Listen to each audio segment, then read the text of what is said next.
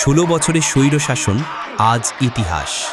১৬ বছর বাংলাদেশ ছিল এক নারকীয় দুঃশাসনের অধীনে।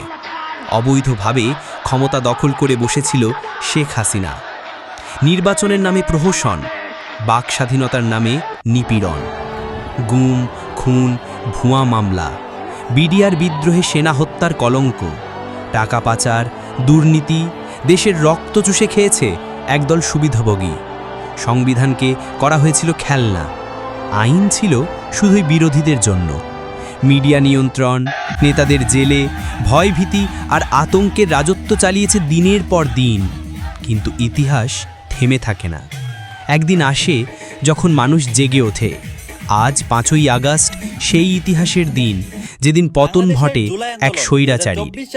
শুরু হয় একটি নতুন অধ্যায়, জনতার দ্বারা, জনতার জন্য।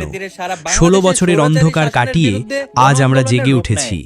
৫ই আগস্ট আমাদের মুক্তির দিন।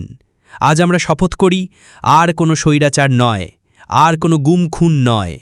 বাংলাদেশ হবে মুক্ত, ন্যায়ভিত্তিক ও গণতান্ত্রিক। স্বৈরাচার পতনের আন্দোলনে আহতদের সুস্থতা কামনা এবং যারা শহীদ হয়েছে তাদের আত্মার মাগফিরাত কামনা করছি। সবাইকে আসসালামু আলাইকুম।